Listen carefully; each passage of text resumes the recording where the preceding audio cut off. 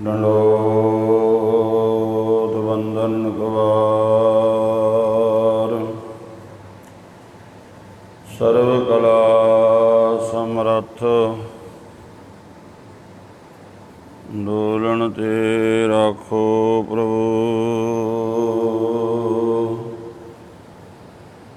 नानक दे कर हथ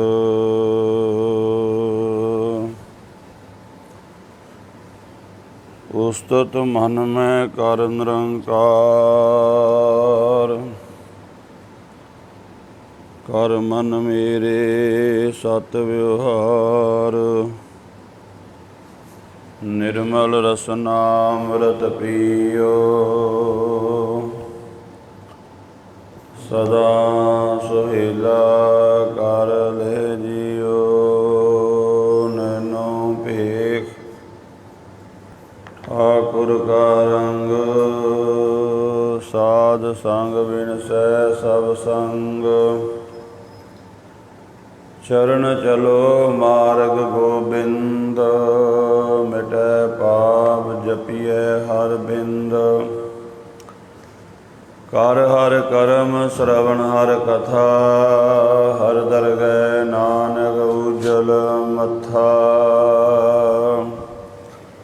कर हर करम श्रवण हर कथा हर दरगह नानक उज्जवल मथा सतनाम श्री वाहिगुरु साहिब जी सावण सरसी कामणी चरण कमल स्यों प्यार मान तन रता सच रंग इको नाम आधार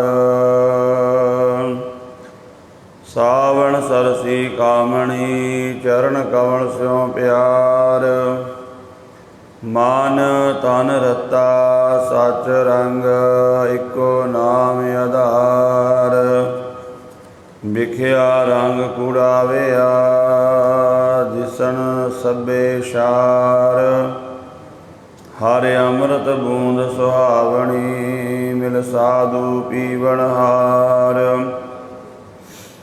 वाण तिण प्रभ संग मोलिया समरथ पुरख अपार हर मिलने नो मन लोचदा करम मिलावन हार जिनि सगिए प्रभ पाया हों तिनकै सद बलिहार नानक हर जी मया कर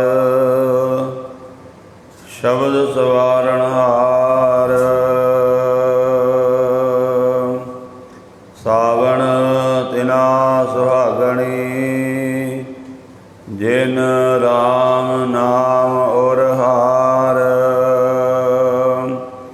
नानक हर जी मया कर शब्द सवारण हार सावण तिना सुहागणी जिन राम नाम और हार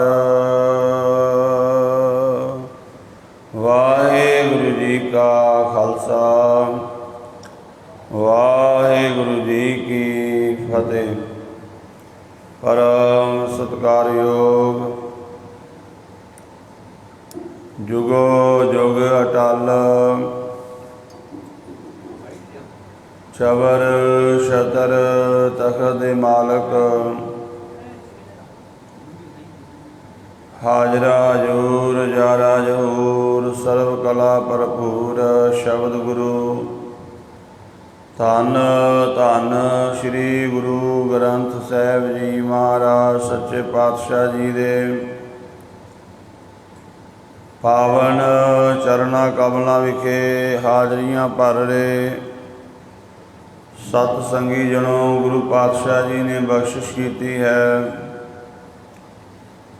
सत संगत दा अमोलक समा बख्शिश किया है। अज दा जो ਪਾਵਨ ਦਿਹਾੜਾ ਹੈ। ਸਾਵਣ ਦੇ ਮਹੀਨੇ ਦੀ ਸੰਗਰਾਂਦ ਹੈ। ਸਾਵਣ ਦੇ ਮਹੀਨੇ ਦਾ ਆਗਾਜ਼ ਹੋਇਆ ਹੈ। ਗੁਰੂ ਪਾਤਸ਼ਾਹ ਜੀ ਨੇ ਸਾਵਣ ਦੇ ਮਹੀਨੇ ਦੁਆਰਾ ਸਾਨੂੰ ਵਾਹਿਗੁਰੂ ਜੀ ਦੀ ਭਗਤੀ ਕਰਨ ਦਾ ਉਪਦੇਸ਼ ਬਖਸ਼ਿਸ਼ ਕੀਤਾ ਹੈ। ਸਤਿਗੁਰੂ ਜੀ ਦਾ ਪਰਮਾਤਮਾ ਨਾਲ ਜੋੜਨ ਦਾ ਬੜਾ ਸੋਹਣਾ ਢੰਗ ਹੈ। ਸਾਰਿਆਂ ਨੂੰ ਸੰਸਾਰ ਦੇ ਵਿੱਚ ਜੋ ਆਮ ਰੂਟੀਨ ਦੇ ਵਿੱਚ, ਆਮ ਜੀਵਨ ਦੇ ਵਿੱਚ ਅਸੀਂ ਆਪਣੇ ਜੀਵਨ ਦੇ ਵਿੱਚ ਜੋ ਵੀ ਵਰਤੋਂ ਕਰਦੇ ਹਾਂ, ਕਿਸੇ ਵੀ ਵਸਤੂ ਦੀ, ਚੀਜ਼ ਦੀ, ਕਿਸੇ ਨਾ ਕਿਸੇ ਰੂਪ ਦੇ ਵਿੱਚ ਗੁਰਬਾਣੀ ਦੇ ਵਿੱਚ ਮਹਾਰਾਜ ਜੀ ਨੇ ਉਹੀ ਪ੍ਰਮਾਣ ਦੇ ਕੇ ਸਾਨੂੰ ਨਾਮ ਨਾਲ ਜੋੜਿਆ ਹੈ। ਸਾਡਾ ਜੀਵਨ ਕਾਲ ਦੇ ਅਧੀਨ ਹੈ, ਸਮੇਂ ਦੇ ਅਧੀਨ ਹੈ। ਸਮੇਂ ਦੇ ਵਿੱਚ ਹੀ ਸਾਰਾ ਕੁਝ ਹੁੰਦਾ ਹੈ। ਮਹਾਰਾਜ ਬਾਣੀ ਵਿੱਚ ਕਹਿੰਦੇ ਨੇ, ਦਸਮ ਪਾਤਸ਼ਾਹ ਜੀ ਕਹਿੰਦੇ, ਸਮਾਂ ਸੀ ਇੱਥੇ ਬ੍ਰਹਮਾ ਵਰਗੇ ਆਏ, ਸ਼ਿਵ ਜੀ ਵਰਗੇ ਆਏ। ਸਾਰੀ ਖੇਡ ਸਮੇਂ ਦੀ ਹੈ। ਕਾਲ ਪਾਏ ਬ੍ਰਹਮਾ ਬਪਤਰਾ, ਕਾਲ ਪਾਏ शिवजू अवतरा। काल पाए कर बिसन प्रकाशा, सकल काल का किया तमाशा। सारा काल का ही तमाशा हो रहा है। सारी खेड समय की हो रही है। तो तुसी वेखो गुरबाणी दे विच महाराज ने सानू बहुते जिहड़े उपदेश ने बाणी विच समय की इकाई द्वारा ही दिते ने। भावें थित्तां ने, भावें वार ने, भावें पल ने, घड़ियां ने, जां एक सैकड़ का समा। इंग्लिश आपां सैकड़ कहते हैं, इनू पंजाबी हिंदी होर भाषा में एक खिन कहा गया है। ये खिन शब्द गुरबाणी में बहुत वारी आया। खिन का भाव कि एक सैकड़ का जिहड़ा समा है। इस तरह महाराज जी ने जिहड़े 7 वार ये भी समय दे विचों ही बने ने। जिहड़े 12 महीने ने, 6 रुत्तां ने, रुत्तां द्वारा भी शब्द दिता है। घड़ियां पहरां द्वारा भी। श्री राग दे विच जो आरंभता विच श्री राग है, इहदे विच पहरियां दे विच महाराज ने बाणी उच्चारण की। जपजी साहिब आप पढ़ते हैं, उत्थे महाराज कहते राती, रुत्ती, थित्ती, वार। सारा कुछ समय का ही खेल हो रहा है। इस समय नू संभालना किवें है, सफल किवें करना है। बहुतात उपदेश सानू बाणी विच महाराज ने समय की इकाई द्वारा बख्शिश किया है। बहुत रूप ने। 12 माह दियाँ 2 बाणियाँ ने। पहली बाणी श्री गुरु नानक देव महाराज जी की है, जो तुखारी राग दे विच है। सावण सरस मना, घन बरसै रुत आए। ते दूसरा जिहड़ा 12 माह है, जो आम प्रचलित है, ये है गुरु अर्जन देव महाराज जी का माझ राग दे विच उच्चारण किया होया। माझ राग इहदा श्री गुरु ग्रंथ साहिब विच दूजा नंबर है। श्री राग तो बाद विच दूजे नंबर ते माझ राग है। 12 माह की बाणी दे विच 14 पौड़ियां हन। 12 महीने। एक आरंभता का मंगल है, एक समाप्ति का मंगल है। हुण ये सारा कुछ समय दे विच ही है। 12 महीने, थित्तां, रुत्तां, वार, घड़ियां, पल, सब पहरे आदि। ते सावन के महीने द्वारा महाराज सानू की उपदेश बख्शिया है। सावन का महीना जिहड़ा है, ये सारी लुकाई वास्ते बड़ियां बरकतां वाला हुंदा है। ਪਰ ਕੁਝ ਜੀਵ ਐਸੇ ਨੇ ਜਿਨ੍ਹਾਂ ਵਾਸਤੇ ਦੁੱਖ ਰੂਪ ਹੁੰਦਾ ਹੈ। ਸਾਵਣ ਦਾ ਮਹੀਨਾ ਜੇਠ ਹਾੜ ਦੀ ਅੱਤ ਦੀ ਗਰਮੀ ਨਾਲ ਜਦੋਂ ਧਰਤੀ ਤਪ ਜਾਂਦੀ ਹੈ, ਇੱਥੋਂ ਤੱਕ ਵੇਖੋ ਫੁੱਲ ਬਨਸਪਤੀ ਕੁਮਲਾਉਣ ਲੱਗ ਜਾਂਦੀ ਹੈ, ਅਤੇ ਪਾਣੀ ਤੋਂ ਬਿਨਾਂ ਮਨੁੱਖ ਵੀ ਕੁਮਲਾ ਜਾਂਦਾ ਹੈ, ਜੀਵਨ ਡਾਵਾਂਡੋਲ ਹੋ ਜਾਂਦਾ ਹੈ। ਸਾਵਣ ਦਾ ਮਹੀਨਾ, ਸਾਵਣ ਸ਼ਬਦ ਨੂੰ ਤੁਸੀਂ ਧਿਆਨ ਨਾਲ ਜੇ ਵੇਖੋ, ਵਣ ਕਹੀਏ ਜੰਗਲ, ਜੰਗਲ ਨੂੰ ਵਣ ਕਿਹਾ ਜਾਂਦਾ ਹੈ। ਆਪਣੇ ਜਿਹੜੇ ਸਰਕਾਰੀ ਦਫ਼ਤਰ ਨੇ, ਸਰਕਾਰੀ ਮਹਿਕਮਾ, ਉਹਦੇ ਵਿੱਚ ਇੱਕ ਵਣ ਵਿਭਾਗ ਦਾ ਮਹਿਕਮਾ ਹੁੰਦਾ, ਵਣ ਵਿਭਾਗ ਮੈਨੇ ਜੰਗਲ ਦਾ ਮਹਿਕਮਾ।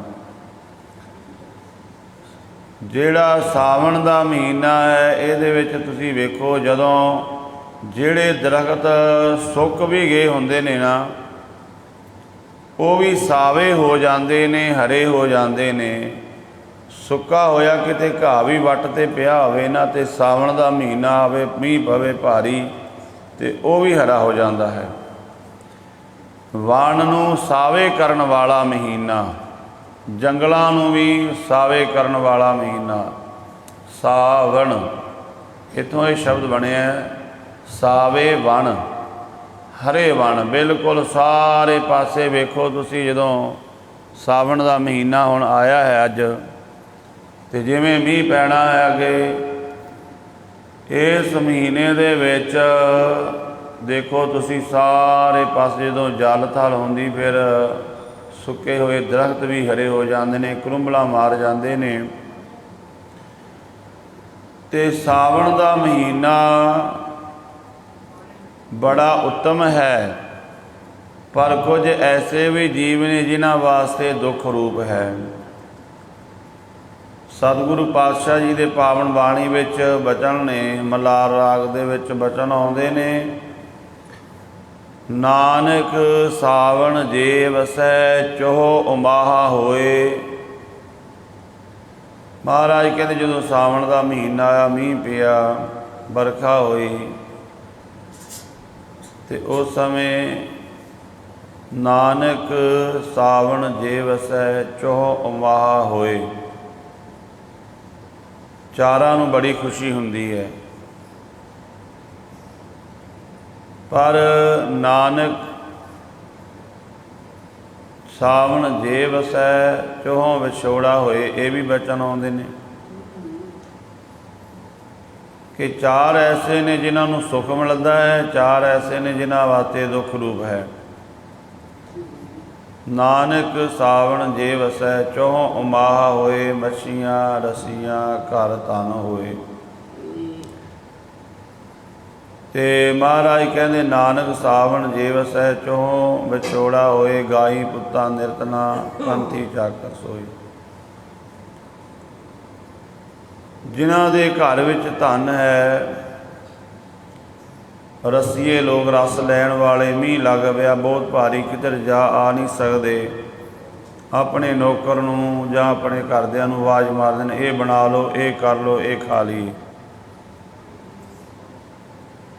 ਮਹਾਰਾਜ ਸੱਚੇ ਪਾਤਸ਼ਾਹ ਕਹਿੰਦੇ ਉਹਨਾਂ ਵਾਸਤੇ ਦੁੱਖ ਰੂਪ ਨਹੀਂ ਹੈ, ਉਹਨਾਂ ਵਾਸਤੇ ਬੜਾ ਸੁੱਖ ਰੂਪ ਹੈ, ਉਹ ਬੜਾ ਸੁੱਖ ਲੈਂਦੇ ਨੇ।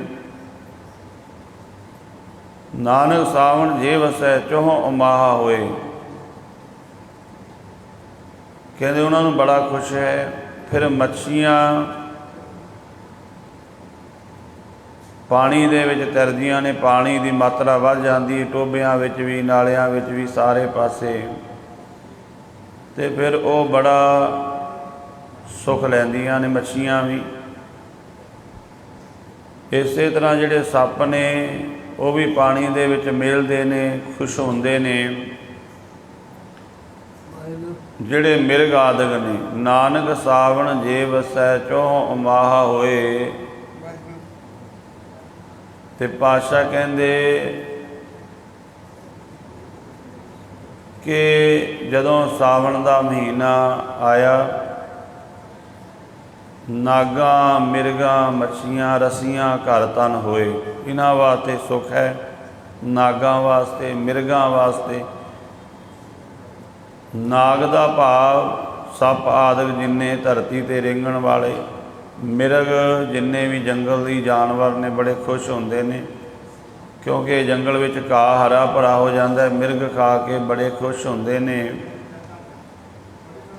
ਨਾਗਾਂ, ਮਿਰਗਾਂ, ਮੱਛੀਆਂ, ਰੱਸੀਆਂ, ਘਰ, ਧਨ ਹੋਏ, ਇਹਨਾਂ ਚਾਰਾਂ ਨੂੰ ਬੜੀ ਖੁਸ਼ੀ ਮਿਲਦੀ ਹੈ। ਪਰ ਚਾਰ ਐਸੇ ਨੇ ਜਿਨ੍ਹਾਂ ਵਾਸਤੇ ਦੁੱਖ ਰੂਪ ਹੈ। ਨਾਨਕ ਸਾਵਣ ਜੇ ਵਸੈ, ਕਿਉਂ ਵਿਛੋੜਾ ਹੋਏ ਗਾਈ ਪੁੱਤਾਂ ਨਿਰਤਰਾਂ। ਜਿਹੜੀ ਗਾਈ ਹੈ ਉਹਦੇ ਬੱਚੇ ਦਾ ਵਿਛੋੜਾ ਪੈ ਜਾਂਦਾ, ਕਿਉਂਕਿ ਗਾਵਾਂ ਮੱਝਾਂ ਨੂੰ ਚਾਰਨ ਵਾਸਤੇ ਲੈ ਜਾਂਦੇ ਨੇ। ਨਿਰਧਨ ਜਿਹੜਾ ਗਰੀਬ ਹੈ। ਤੇ ਇਸ ਤਰ੍ਹਾਂ ਹੋਰ ਵੀ ਮਹਾਰਾਜ ਉੱਥੇ ਬਾਣੀ ਦੇ ਵਿੱਚ ਫਰਮਾਨ ਕੀਤਾ ਹੈ, ਨਾਨਕ ਸਾਵਣ ਜੇ ਵਸੈ, ਚੌਂ ਵਿਛੋੜਾ ਹੋਏ। ਤੇ ਪਾਤਸ਼ਾਹ ਫਰਮਾਨ ਕਰਦੇ ਨੇ, ਇਹ ਸਾਡਾ ਸਰੀਰ ਜਿਹੜਾ ਹੈ ਇਹ ਵੀ ਇੱਕ ਸਾਵਣ ਦਾ ਮਹੀਨਾ ਹੈ। ਸਾਡਾ ਸਰੀਰ ਵੀ ਇੱਕ ਸਾਵਣ ਹੈ। ਗੁਰਮੁਖਾਂ ਵਾਸਤੇ ਇਹ ਸਰੀਰ ਲਾਹੇਵੰਦ ਹੈ, ਉਹ ਬੜਾ ਲਾਭ ਲੈਂਦੇ ਨੇ ਇਸ ਸਰੀਰ ਤੋਂ। ਪਰ ਮਨਮੁਖਾਂ ਨੂੰ ਇਹ ਸਰੀਰ ਮਿਲਿਆ, ਉਹ ਇਸ ਸਰੀਰ ਤੋਂ ਦੁੱਖ ਹੀ ਖੱਟਦੇ ਹਨ। ਮਹਾਰਾਜ ਸੱਚੇ ਪਾਤਸ਼ਾਹ ਕਹਿੰਦੇ, ਇਹ ਸਾਵਣ ਦਾ ਮਹੀਨਾ ਸ਼ੋਭਨੀ ਕਿਹਨਾਂ ਵਾਸਤੇ ਹੈ? ਗੁਰਮੁਖਾਂ ਵਾਸਤੇ।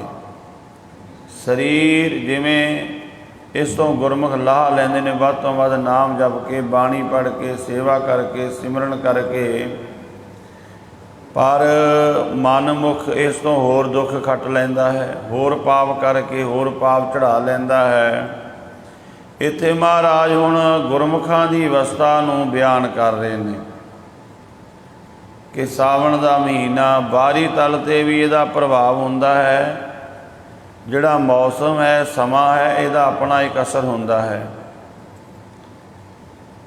ਤੇ ਮਹਾਰਾਜ ਨੇ ਇੱਥੇ ਪ੍ਰਮਾਣ ਦਿੱਤਾ ਹੈ ਇਸਤਰੀ ਦਾ, ਸੁਹਾਗਣ ਦਾ, ਕਿਉਂਕਿ ਇਸ ਮਹੀਨੇ ਦੇ ਵਿੱਚ ਜਿਹੜੀਆਂ ਕੁੜੀਆਂ ਨੇ ਆਮ ਕਰਕੇ ਉਹ ਆਪਣੇ ਪੇਕੇ ਘਰ ਚਲੀਆਂ ਜਾਂਦੀਆਂ ਨੇ। ਉੱਥੇ ਉਹ ਰਲ ਕੇ ਸੁਹਾਗਣਾ ਖੁਸ਼ੀ ਦੇ ਗੀਤ ਗਾਉਂਦੀਆਂ ਹਨ ਤੇ ਆਪਣੇ ਪਤੀ ਦੀ ਮਹਿਮਾ ਕਰਦੀਆਂ ਹਨ, ਗੁਣ ਗਾਉਂਦੀਆਂ ਹਨ। ਮਹਾਰਾਜ ਉਹ ਪ੍ਰਮਾਣ ਦੇ ਕੇ ਇੱਥੇ ਗੁਰਮੁਖ ਦੀ ਅਵਸਥਾ ਨੂੰ ਬਿਆਨ ਕਰ ਰਹੇ ਨੇ। ਪਾਤਸ਼ਾਹ ਫਰਮਾਨ ਕੀਤਾ, ਸਾਵਣ ਸਰਸੀ ਕਾਮਣੀ, ਚਰਨ ਕਮਲ ਸਿਉ ਪਿਆਰ। ਸਾਵਣ ਦੇ ਮਹੀਨੇ ਵਿੱਚ ਕਾਮਣ ਕਹੀਏ ਇਸਤਰੀ, ਸਰਸੀ, ਸਰਸੇ, ਇਹ ਸ਼ਬਦ ਗੁਰਬਾਣੀ ਵਿੱਚ ਕਈ ਥਾਵਾਂ 'ਤੇ ਆਇਆ ਹੈ। ਇਹਦਾ ਭਾਵ ਕੀ ਹੈ? ਰਸ ਨਾਲ ਭਰੇ ਹੋਏ। ਜਿਵੇਂ ਆਪਾਂ ਪੜ੍ਹਦੇ ਹਾਂ ਆਨੰਦ ਸਾਹਿਬ ਦੀ ਬਾਣੀ ਦੇ ਵਿੱਚ, ਸੰਤ ਸਾਜਨ ਭਏ ਸਰਸੇ। ਕਈ ਇਹਦਾ ਅਰਥ ਕਿਸੇ ਸ਼ਹਿਰ ਨਾਲ ਜੋੜਦੇ ਨੇ ਲੋਕ, ਪਤਾ ਨਹੀਂ ਨਾ ਹੈ ਉਹਨਾਂ ਨੂੰ। ਪਹਿਲੀ ਗੱਲ ਤਾਂ ਦੁਨੀਆ ਵਿੱਚ ਕੋਈ ਸਰਸਾ ਸ਼ਹਿਰ ਹੀ ਨਹੀਂ ਹੈ। ਜਿਹੜਾ ਹਰਿਆਣੇ ਦੇ ਵਿੱਚ ਹੈ ਉਹਦਾ ਨਾਂ ਹੈ ਸਿਰਸਾ, ਸਿਰਸਾ ਸ਼ਹਿਰ ਹੈ ਉਹ। ਲੋਕ ਐਸੇ ਜਿਹੜੇ ਪਖੰਡੀ ਲੋਕ, ਦੰਭੀ ਲੋਕ, ਉਹ ਗੁਰਬਾਣੀ ਨੂੰ ਆਪਣੇ ਅਨੁਸਾਰ ਕਈ ਵਾਰ ਕਹਿਣ ਲੱਗ ਜਾਂਦੇ, ਪਰ ਪਤਾ ਤਾਂ ਲੱਗ ਹੀ ਜਾਂਦਾ। ਹੁਣ ਜਿਹੜੇ ਲੋਕ ਗੁਰਬਾਣੀ ਦੇ ਗਲਤ ਅਰਥ ਕਰਦੇ ਸੀ, ਉਹਨਾਂ ਦਾ ਪਤਾ ਤੁਹਾਨੂੰ ਲੱਗ ਹੀ ਗਿਆ। ਦੁਨੀਆ ਵਿੱਚ ਜਿਹੜੇ ਆਪਣੇ ਆਪ ਨੂੰ ਗੁਰੂ ਬਣ ਕੇ ਬੈਠੇ ਸਨ। ਸਰਸੇ ਦਾ ਅਰਥ ਖੇੜੇ ਵਿੱਚ ਆ ਜਾਣਾ, ਐਨ ਰਸ ਨਾਲ ਭਰੇ ਹੋਏ। ਜਿਵੇਂ ਫਲ ਰਸ ਵਿੱਚ ਭਰਿਆ ਹੋਵੇ ਤੇ ਦੂਰੋਂ ਚਮਕਾਂ ਮਾਰਦਾ ਹੈ, ਇਸੇ ਤਰ੍ਹਾਂ ਜਦੋਂ ਕਿਸੇ ਦੇ ਅੰਦਰ ਨਾਮ ਦਾ ਰੰਗ ਚੜ੍ਹਦਾ ਹੈ, ਉਹਦਾ ਵੀ ਚਿਹਰੇ ਤੋਂ ਨਾਮ ਦੀ ਰੰਗਤ ਦਾ ਪਤਾ ਲੱਗਦਾ, ਉਹਦੇ ਜੀਵਨ ਤੋਂ। ਮਹਾਰਾਜ ਕਹਿੰਦੇ, ਜਿਵੇਂ ਸਾਵਣ ਦੇ ਮਹੀਨੇ ਵਿੱਚ ਜਿਹੜੀ ਕਾਮਣ ਇਸਤਰੀ ਹੈ ਉਹ ਖੁਸ਼ ਹੁੰਦੀ ਹੈ, ਕਿਉਂਕਿ ਸੁਹਾਗਣਾ ਨਾਲ ਮਿਲ ਕੇ ਉਹ ਖੁਸ਼ੀ ਦੇ ਗੀਤ ਗਾਉਂਦੀ ਹੈ। ਇਸੇ ਤਰ੍ਹਾਂ ਗੁਰਮੁਖ ਗੁਰਮੁਖਾਂ ਨਾਲ ਮਿਲ ਕੇ ਵਾਹਿਗੁਰੂ ਦੇ ਗੁਣ ਗਾਉਂਦੇ ਨੇ। ਸਾਵਣ ਸਰਸੀ ਕਾਵਣੀ ਚਰਨ ਕਮਲ ਸਿਉ ਪਿਆਰ। ਪਰ ਕਿਹੜੀ ਕਾਵਣ, ਕਿਹੜੀ ਇਸਤਰੀ ਵਾਸਤੇ ਸਾਵਣ ਦਾ ਮਹੀਨਾ ਖੁਸ਼ੀਆਂ ਵਾਲਾ ਹੈ? ਜਿਹਦਾ ਆਪਣੇ ਪਤੀ ਨਾਲ ਪਿਆਰ ਹੈ, ਜੋ ਪਤੀ ਦੇ ਘਰ ਵਿੱਚ ਵਸਦੀ ਹੈ, ਜੋ ਪਤੀ ਤੋਂ ਛੱਡੀ ਹੋਈ ਹੈ। ਮਹਾਰਾਜ ਕਹਿੰਦੇ, ਭਾਈ ਗੁਰਦਾਸ ਜੀ ਨੇ ਲਿਖਿਆ ਹੈ ਕਿ ਸਾਵਣ ਵਨ ਹਰਿਆਵਲੇ ਅੱਖ ਜੰਮੈ ਔੜੀ, ਬੇਮੁਖ ਸੁਖ ਨਾ ਦੇਖਈ ਜਿਉ ਛੁੱਟੜ ਛੋੜੀ। ਸਾਵਣ ਦੇ ਮਹੀਨੇ ਵਿੱਚ ਵੇਰੋ ਸਾਰੇ ਪਾਸੇ ਹਰਿਆਵਲ ਹੋ ਜਾਂਦੀ ਹੈ, ਪਰ ਜਵਾਹੇ ਦਾ ਬੂਟਾ ਉਹ ਸੜ ਜਾਂਦਾ ਹੈ। ਭਾਈ ਗੁਰਦਾਸ ਜੀ ਨੇ ਆਪਣੀਆਂ ਵਾਰਾਂ ਵਿੱਚ ਲਿਖਿਆ ਹੈ, ਕਹਿੰਦੇ ਸਾਵਣ ਵਣ ਹਰਿਆਵਲੇ ਅੱਖ ਜੰਮੈ ਔੜੀ, ਹੰਸਾ ਨਾਲ ਟਟੀਰੀ ਕਿਉਂ ਪਹੁੰਚੈ ਦੌੜੀ, ਗਿੱਦੜ ਦਾਖਣਾ ਪਹੁੰਚੀ ਆਖੈ ਤੂੰ ਕੋੜੀ, ਨੱਚਣ ਲੱਚਣ ਦਾਣੀ ਆਖੈ ਭੋਏ ਸੋੜੀ, ਬੇਮੁਖ ਸੁਖ ਨਾ ਦੇਖੀ ਜੋ ਛੁੱਟੜ ਛੋੜੀ। ਬੇਮੁਖ ਰੱਬ ਨਾਲੋਂ ਟੁੱਟਿਆ ਹੋਇਆ ਜਿਹੜੀ ਦੁਹਾਗਣ ਹੈ, ਸਾਵਣ ਮਹੀਨੇ ਦੇ ਵਿੱਚ ਸੁਹਾਗਣਾਂ ਇਕੱਠੀਆਂ ਹੁੰਦੀਆਂ ਨੇ, ਉੱਥੇ ਦੁਹਾਗਣ ਨੂੰ ਕੋਈ ਥਾਂ ਨਹੀਂ ਹੁੰਦਾ। ਮਹਾਰਾਜ ਸੱਚੇ ਪਾਤਸ਼ਾਹ ਕਹਿੰਦੇ ਇਸੇ ਤਰ੍ਹਾਂ ਜਿਹੜੀ ਸੁਹਾਗਣ ਗੁਰਮੁਖ ਹੈ, ਜਿਹਦਾ ਵਾਹਿਗੁਰੂ ਦੇ ਚਰਨਾਂ ਕਮਲਾਂ ਨਾਲ ਪਿਆਰ ਹੈ, ਪਾਤਸ਼ਾਹ ਕਹਿੰਦੇ ਇਹ ਸਾਵਣ ਦੇ ਮਹੀਨੇ ਦੇ ਵਿੱਚ ਉਹਨਾਂ ਦੇ ਅੰਦਰ ਇੱਕ ਖੇੜਾ ਆ ਜਾਂਦਾ ਹੈ। ਸਮੇਂ ਦਾ ਆਪਣਾ ਪ੍ਰਭਾਵ ਹੁੰਦਾ ਹੈ। ਵੇਖੋ, ਗਰਮੀ ਦੇ ਵਿੱਚ ਸਾਡੇ ਸਰੀਰ ਦੇ ਉੱਪਰ ਗਰਮੀ ਦਾ ਅਸਰ ਹੁੰਦਾ ਹੈ, ਉਹਦਾ ਸਾਡੇ ਮਨ ਦੇ ਉੱਪਰ ਵੀ ਅਸਰ ਹੁੰਦਾ ਹੈ। ਇਸੇ ਤਰ੍ਹਾਂ ਬਾਹਰਲੀ ਮੌਸਮ ਦਾ, ਬਾਹਰਲੀ ਫਿਜ਼ਾ ਦਾ, ਇਹਦਾ ਸਾਡੇ ਮਨ 'ਤੇ ਅਸਰ ਹੁੰਦਾ ਹੈ। ਪਰ ਜਿਨ੍ਹਾਂ ਦਾ ਮਨ ਵਾਹਿਗੁਰੂ ਵਿੱਚ ਭੇਦ ਹੋ ਗਿਆ, ਉਹ ਸੰਸਾਰ ਦੀ ਅਵਸਥਾ ਤੋਂ ਸਰ ਹੋ ਜਾਂਦੇ ਨੇ। ਮਹਾਰਾਜ ਸੱਚੇ ਪਾਤਸ਼ਾਹ ਫਰਮਾਨ ਕਰ ਰਹੇ ਨੇ, ਮਨ ਤਨ ਰਤਾ ਸੱਚ ਰੰਗ ਇੱਕੋ ਨਾਮ ਆਧਾਰ। ਹੁਣ ਚਰਨ ਕਮਲ ਨਾਲ ਪਿਆਰ ਕੀ ਹੈ? ਕਿਵੇਂ ਪਤਾ ਲੱਗੇ ਚਰਨ ਕਮਲ ਨਾਲ ਪਿਆਰ ਹੈ? ਵਾਹਿਗੁਰੂ ਦੇ ਚਰਨਾਂ ਕਮਲਾਂ ਨਾਲ ਪਿਆਰ ਹੈ, ਕਿਵੇਂ ਪਤਾ ਲੱਗੇਗਾ? ਮਨ ਤਨ ਰਤਾ ਸੱਚ ਰੰਗ ਇੱਕੋ ਨਾਮ ਆਧਾਰ। ਉਹਨਾਂ ਦਾ ਮਨ ਵੀ, ਉਹਨਾਂ ਦਾ ਤਨ ਵੀ ਸੱਚੇ ਰੰਗ ਵਿੱਚ ਰਤਾ ਹੁੰਦਾ ਹੈ। ਮਨ ਵਿੱਚ ਵੀ ਭਗਤੀ ਹੈ, ਪ੍ਰੇਮ ਹੈ, ਸ਼ਰਧਾ ਹੈ, ਭਾਵਨਾ ਹੈ, ਔਰ ਉਹਨਾਂ ਦਾ ਤਨ ਵੀ ਉਹੀ ਕਰਮ ਕਰਦਾ ਹੈ।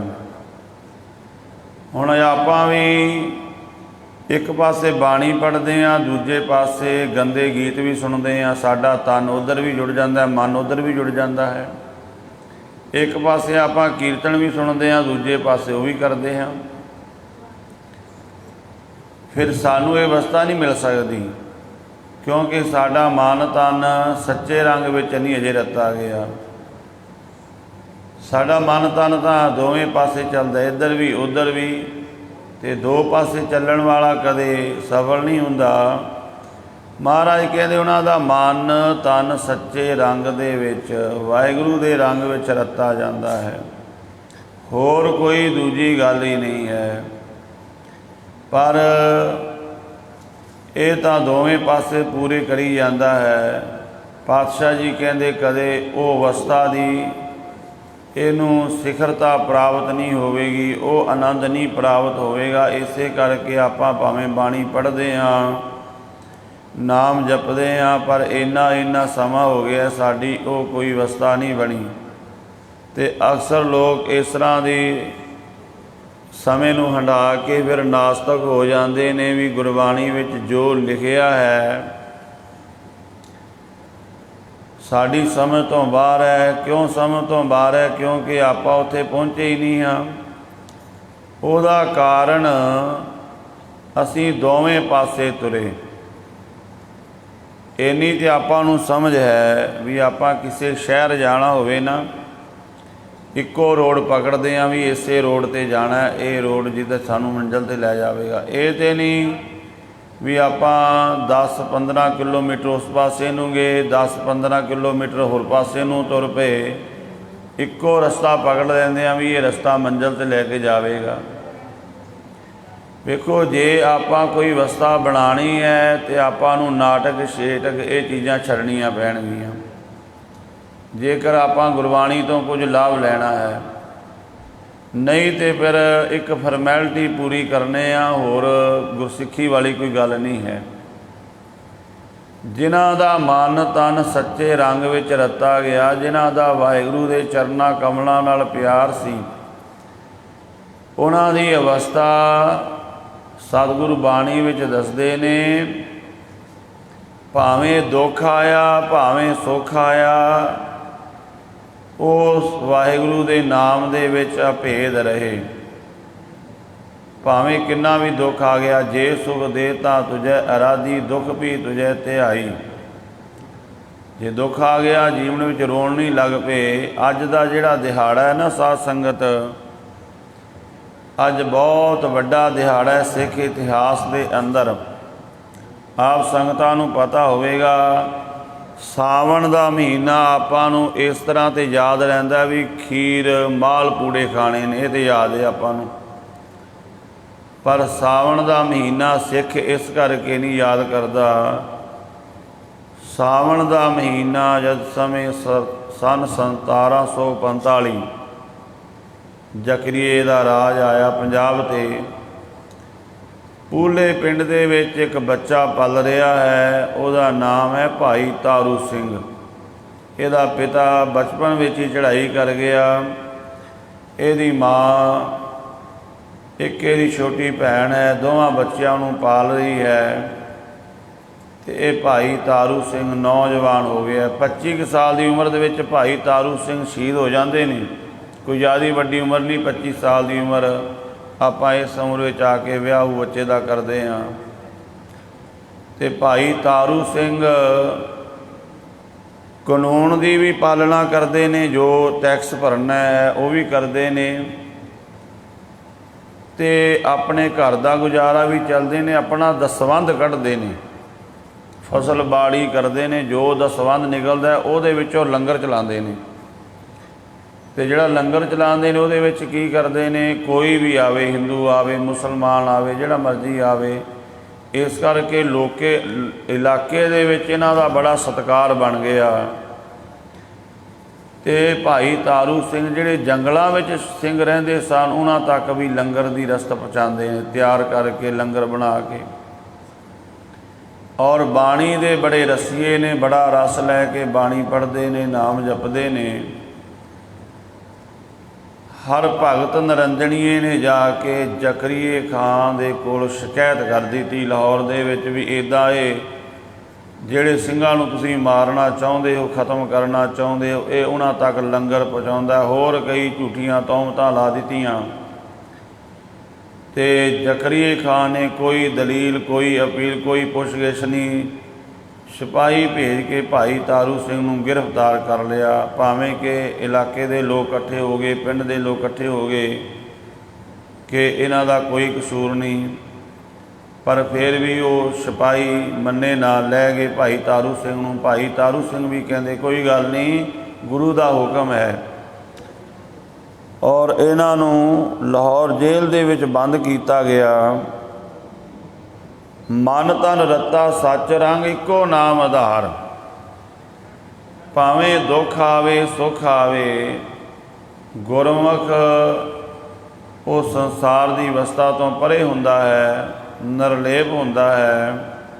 ਅਤੇ ਸਾਧ ਸੰਗਤ ਭਾਈ ਤਾਰੂ ਸਿੰਘ ਨਾਮ ਦੇ ਅਭਿਆਸੀ ਜ਼ਕਰੀਏ ਖਾਂ ਦੀ ਕਚਹਿਰੀ ਵਿੱਚ ਪੇਸ਼ ਕੀਤਾ ਗਿਆ, ਅਤੇ ਉਹਨੇ ਕਿਹਾ ਮੁਸਲਮਾਨ ਹੋ ਜਾਓ, ਜੋ ਮੰਗੋਗੇ ਤੁਹਾਨੂੰ ਦੇ ਦੇਵਾਂਗੇ। ਤੁਹਾਡਾ ਜਿਹੜਾ ਹੈ ਮੁਸਲਮਾਨ ਦੀ ਲੜਕੀ ਨਾਲ ਤੁਹਾਡਾ ਵਿਆਹ ਕਰ ਦਿੱਤਾ ਜਾਵੇਗਾ, ਵਧੀਆ ਤੁਹਾਨੂੰ ਰਹਿਣ ਵਾਸਤੇ ਘਰ-ਬਾਰ, ਸੂਬੇਦਾਰੀਆਂ, ਜਥੇਦਾਰੀਆਂ ਦਿੱਤੀਆਂ ਜਾਣਗੀਆਂ, ਅਤੇ ਇਸਲਾਮ ਨੂੰ ਕਬੂਲ ਕਰ ਲਵੋ। ਭਾਈ ਤਾਰੂ ਸਿੰਘ ਨੇ ਇਨਕਾਰ ਕਰ ਦਿੱਤਾ। ਕਿਹਾ ਜ਼ਕਰੀਆ ਖਾਂ, ਇਹ ਦੱਸ ਮੁਸਲਮਾਨ ਬਣ ਕੇ ਮੌਤ ਨਹੀਂ ਆਉਣੀ? ਕਹਿੰਦੇ ਉਹ ਤਾਂ ਆਉਣੀ, ਕਹਿੰਦੇ ਫਿਰ ਅਸੀਂ ਆਪਣਾ ਧਰਮ ਕਿਉਂ ਛੱਡੀਏ। ਹਾਂ ਇਹ ਤੂੰ ਦੱਸ ਮੈਨੂੰ, ਇੱਦਾਂ ਦੀ ਕੋਈ ਜੁਗਤੀ ਜੇ ਤੇਰੇ ਕੋਈ ਹੈ ਦੱਸ ਵੀ ਮੇਰੀ ਕੇਸਾਂ ਸਵਾਸਾਂ ਨਾਲ ਸਿੱਖੀ ਨਿਭ ਜਾਵੇ। ਤੇ ਉਸ ਸਮੇਂ ਜ਼ਕਰੀਆ ਖਾਨ ਕਹਿਣ ਲੱਗਾ ਵੀ ਇਹ ਜਿਹੜੇ ਤੇਰੇ ਕੇਸ ਨੇ ਇਹ ਤੇ ਵਾਲ ਜਿਹੜੇ ਨੇ ਮੈਂ ਜੁੱਤੀਆਂ ਮਾਰ ਕੇ ਲਾ ਦੇਵਾਂਗਾ। ਮਾਫ਼ ਕਰਨਾ ਸਾਧ ਸੰਗਤ, ਇਹ ਸ਼ਬਦ ਇਤਿਹਾਸ ਵਿੱਚ ਲਿਖੇ ਹੋਏ ਨੇ। ਪ੍ਰਾਚੀਨ ਪੰਥ ਪ੍ਰਕਾਸ਼ ਦੇ ਵਿੱਚ ਵੀ ਇਹ ਸਾਰਾ ਕੁਝ ਲਿਖਿਆ ਹੋਇਆ ਹੈ।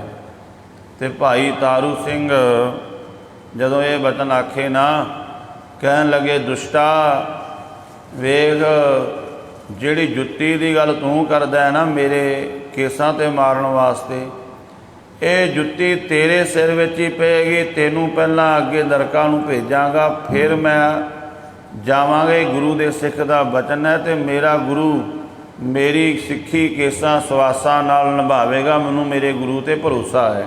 ਮਨ ਤਨ ਰਤਾ ਸੱਚ ਰੰਗ ਇੱਕੋ ਨਾਮ ਆਧਾਰ।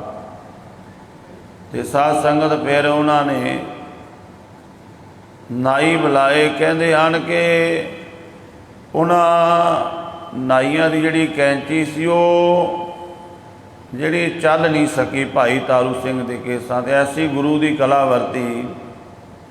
ਤੇ ਕਈ ਲੋਕ ਇਸ ਨੂੰ ਐਸਾ ਸਮਝ ਨਹੀਂ ਸਕਦੇ, ਮਹਾਰਾਜ ਦੀ ਕਲਾ ਵਰਤਦੀ ਹੈ। ਤੇ ਉਹ ਫਿਰ ਕਹਿੰਦੇ ਹੁਣ ਫਿਰ ਕਹਿੰਦੇ ਮੋਚੀ ਨੂੰ ਬੁਲਾਇਆ ਤੇ ਮੋਚੀ ਨੂੰ ਕਹਿੰਦੇ ਵੀ ਇਹਦੀ ਖੋਪੜੀ ਉਤਾਰ ਦਿਓ। ਖੋਪੜੀ ਉਤਾਰ ਦਿੱਤੀ ਗਈ ਤੇ ਜ਼ਕਰੀਆ ਖਾਂ ਹੱਸ ਕੇ ਫਿਰ ਕਹਿਣ ਲੱਗਾ ਵੇਖ, ਤੂੰ ਤੇ ਕੇਸਾਂ ਦੀ ਗੱਲ ਕਰਦਾ ਸੀ ਤੇ ਕੇਸ ਤਾਂ ਤੇਰੇ ਨਾਲ ਸਿਰ ਦੀ ਖੋਪੜੀ ਵੀ ਲੈ ਲਈ ਹੈ। ਤੇ ਭਾਈ ਤਾਰੂ ਸਿੰਘ ਕਹਿੰਦੇ ਦੁਸ਼ਟਾ ਦੇਖ ਕਿ ਮੇਰੇ ਗੁਰੂ ਨੇ ਕਲਾ ਵਰਤਾਈ ਹੈ। ਮੇਰੇ ਕੇਸ ਕਤਲ ਨਹੀਂ ਹੋਏ, ਮੇਰੇ ਗੁਰੂ ਨੇ ਮੇਰੀ ਸਿੱਖੀ ਕੇਸਾਂ ਨਾਲ ਨਿਭਾ ਲਈ ਹੈ। ਉਹ ਕਹਿੰਦਾ ਤੇਰੀਆਂ ਦੋਵੇਂ ਗੱਲਾਂ ਝੂਠੀਆਂ, ਕੇਸ ਵੀ ਤੇਰੇ ਲਾ ਦਿੱਤੇ ਨੇ। ਤੇ ਭਾਈ ਤਾਰੂ ਸਿੰਘ ਨੇ ਕਿਹਾ ਕੇਸਾਂ ਸਵਾਸਾਂ ਨਾਲ। ਤੇ ਭਾਈ ਤਾਰੂ ਸਿੰਘ ਕਹਿੰਦੇ ਮੇਰੇ ਸਵਾਸ ਅਜੇ ਚੱਲ ਰਹੇ ਨੇ ਤੇ ਇਹ ਤਾਂ ਹੀ ਪੂਰੇ ਹੋਣਗੇ। ਪਹਿਲਾਂ ਦੁਸ਼ਟਾ ਤੈਨੂੰ ਇੱਥੋਂ ਨਰਕਾਂ ਨੂੰ ਭੇਜਾਂਗੇ ਫਿਰ ਜਾਵਾਂਗੇ। ਪ੍ਰਾਚੀਨ ਪੰਥ ਪ੍ਰਕਾਸ਼ ਵਿੱਚ ਤਾਂ ਇੱਦਾਂ ਲਿਖਿਆ ਹੈ ਕਿ ਤੈਨੂੰ ਜੁੱਤੀਆਂ ਮਾਰ ਕੇ ਪਹਿਲਾਂ ਤੇਰੇ ਪੈਗੰਬਰ ਕੋਲ ਭੇਜਾਂਗੇ। ਜੇ ਉਹ ਵੀ ਤੇਰੀ ਝੂਠੀ ਸਿਫਾਰਿਸ਼ ਕਰੇਗਾ ਨਾ ਤੇ ਉਹ ਵੀ ਨਾਲ ਘਸੀਟਿਆ ਜਾਵੇਗਾ, ਉਹ ਵੀ ਨਹੀਂ ਬਖਸ਼ਿਆ ਜਾਵੇਗਾ। ਪੜ੍ਹੋ ਕਦੇ ਭਾਈ ਰਤਨ ਸਿੰਘ ਭੰਗੂ ਦੇ ਲਿਖੇ ਹੋਏ ਪ੍ਰਾਚੀਨ ਪੰਥ ਪ੍ਰਕਾਸ਼ ਨੂੰ, ਉੱਤੇ ਇੱਦਾਂ ਲਿਖਿਆ ਹੋਇਆ ਹੈ। ਤੇ ਸਾਧ ਸੰਗਤ ਜਿਵੇਂ ਜਿਵੇਂ ਭਾਈ ਤਾਰੂ ਸਿੰਘ ਦੇ ਸੀਸ ਵਿੱਚੋਂ ਖੂਨ ਸਿਮਦਾ, ਖੋਪੜੀ ਉਤਰ ਗਈ ਨਾ, ਇਹਨੂੰ ਪਿਸ਼ਾਬ ਦਾ ਬੰਨ ਪੈ ਗਿਆ ਜ਼ਕਰੀਆ ਖਾਨ ਨੂੰ। ਬੜੇ ਵੈਦ ਹਕੀਮ ਸੱਦੇ, ਕੋਈ ਇਲਾਜ ਨਹੀਂ ਹੋ ਰਿਹਾ, ਬੜਾ ਭਾਰੀ ਦਰਦ ਹੋਣ ਲੱਗ ਪਿਆ। ਉਸ ਸਮੇਂ ਭਾਈ ਸ਼ਬੇਗ ਸਿੰਘ, ਭਾਈ ਸ਼ਾਹਬਾਜ਼ ਸਿੰਘ ਜਿਨ੍ਹਾਂ ਨੂੰ ਚਰਖੜੀ 'ਤੇ ਚਾੜ੍ਹ ਕੇ ਸ਼ਹੀਦ ਕੀਤਾ ਗਿਆ ਸੀ, ਇਹ ਭਾਈ ਸ਼ਬੇਗ ਸਿੰਘ ਉਸ ਸਮੇਂ ਸਰਕਾਰੀ ਕਰਮਚਾਰੀ ਸੀ। ਤੇ ਇਹਨਾਂ ਨੂੰ ਆਖਿਆ ਗਿਆ ਵੀ ਹੁਣ ਦੱਸੋ ਤੁਸੀਂ ਸਿੱਖ ਹੋ, ਤੁਹਾਨੂੰ ਪਤਾ ਹੋਵੇਗਾ ਮੇਰਾ ਕੀ ਬਚਾਅ ਹੋ ਸਕਦਾ ਹੈ।